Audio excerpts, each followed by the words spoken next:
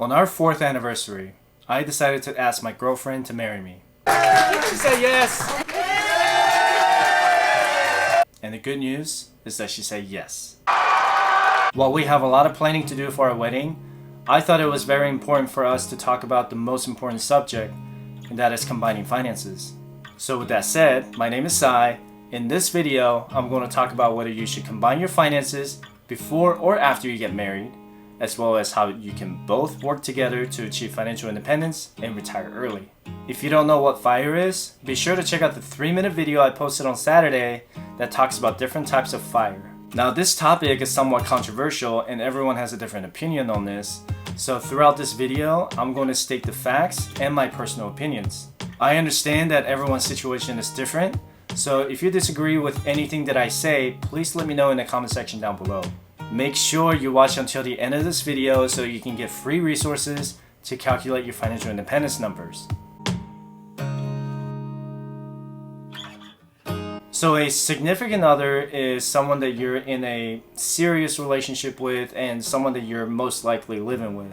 If you and your significant other just moved in together, then it makes sense for both of you to share the cost of living expenses like rent, utilities, internet, cable, or something else that you both share. However, in my opinion, I don't think you should have joint checking, savings, or brokerage accounts until you're married and legally protected under the state you live in. Getting engaged doesn't protect your finances under the law. Here's a simple reason why. When you're not married, you can end that relationship with your significant other at any time without any legal consequences. The only time you may have legal obligations is that if you have a child between you and your significant other, and that could further complicate your financial situation. The worst case scenario is that your significant other empties your checking, savings, brokerage accounts without your permission, but you had already listed that person on your account. Now that doesn't mean that your spouse won't empty out your checking, savings, and brokerage accounts and walk out and disappear. Well, there is a divorce court that you can report your losses to. But if your spouse empties your checking account, savings account to travel the world for entertainment, your judge would most likely tell that person to reimburse the fund. But if your spouse takes the money to pay off bills or pay down debt, then it would be harder for you to argue for your portion of the money back. Again, this is just from what I've seen and what I've experienced in the past. If you're really worried about protecting your personal assets, you can always get a prenup or just save copies of your account statements the month before you get married. It's actually very common for this generation to get a prenup before they get married, probably because a lot of them grew up with divorced parents. If you find value in this video, don't forget to hit the like button for me. My fiance and I got engaged about 3 weeks ago, and we agreed not to combine our finances until the day we get married. Budgeting for a wedding is probably the only thing that we're going to combine in the meantime. If you're watching this video, you're probably thinking about getting engaged or you're already engaged to your significant other.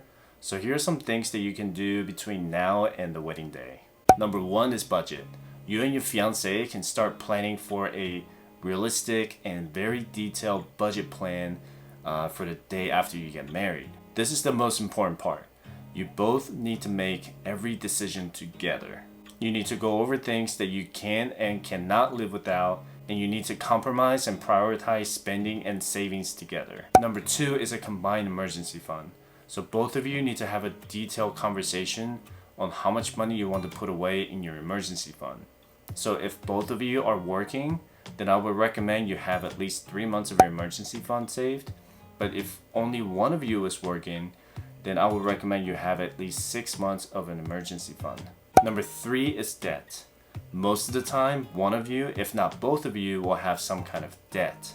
So you guys will need to sit down together and go over your debt payoff plan and how you guys want to start eliminating your debt the day after you get married.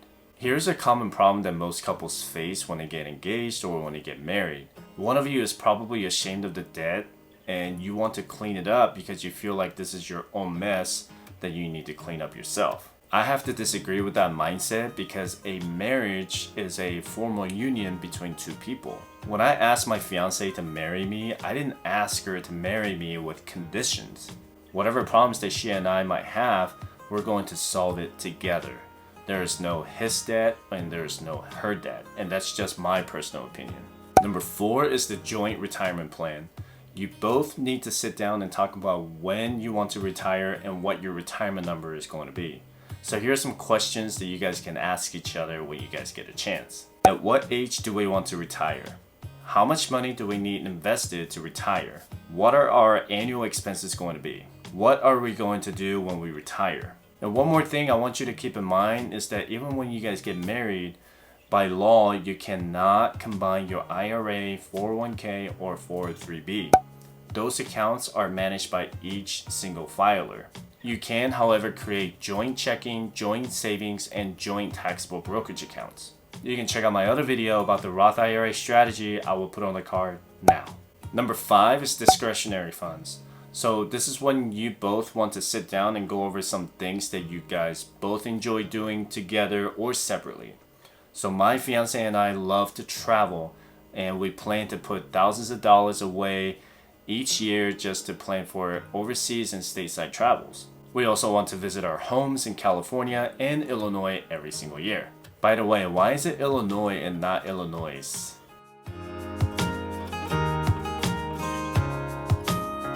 There are a lot of people who actually choose to separate their finances even when they're married. And, for whatever reasons, if it works for them, it works for them. But in my personal opinion, I don't think we should ever separate our finances while we're married. And here's why. It just doesn't make sense to me to separate our assets and liabilities. What if one of us achieves financial independence first? Does that mean the other person is going to continue to work 9-to-5 job while I retire? No. Also keep in mind that just because you separate your finances throughout your marriage, it doesn't mean that your accounts are going to be protected from being divided in the divorce court. This video is not about divorce, but when people start talking about combining finances, that could be running through people's minds. Just don't buy into the myth that your assets are protected because you keep your finances separate. Once you are married, you both need to start prioritizing your savings and investment together. So in this case, let's say your FIRE number is $2 million. Figure out what your savings rate is going to be. For example, if you both make $70,000 a year each, that's a total of $140,000 a year. If you both decide to just live on one person's income at $70,000 a year, then you can save the other $70,000 into your savings and investment. That's 50% savings rate for the both of you. Let's look at the compound interest spreadsheet, and you can download this in my FIRE resources link in my description below. Let's say you both have $0 invested and you get married at the age of 26, because that's the average age American people get married. Out of $70,000, you both decided to invest $50,000 every year, assuming the average rate of return is at 7%. Your money could grow to $1 million in 14 years. As your income goes up every year, you should increase your contribution. When you turn 30, you both start investing $60,000 a year, then you will both become millionaires in 11 years. By age 43, you will both have $2 million invested. My fiance and I will start our FIRE journey the day after we get married. We both have an idea on what the FIRE number is going to be, but I'm not going to say it in this video until we agree to it. After we get married, we will continue to communicate and bring up any issues that we might have. And we also understand that it's completely okay to disagree with each other.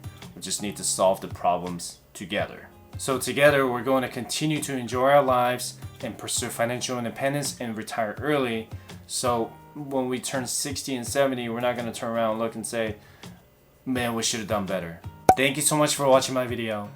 Let me know in the comment section down below what your thoughts are on combining finances with your significant other or spouse. Don't forget to check out these 2 FIRE videos and my Instagram page. I will post a new FIRE video every Sunday, sometimes on Saturday at 9 a.m. I hope to see you in the next video. Have a good one. Thanks for watching. Don't forget to hit the like button and subscribe for more FIRE videos.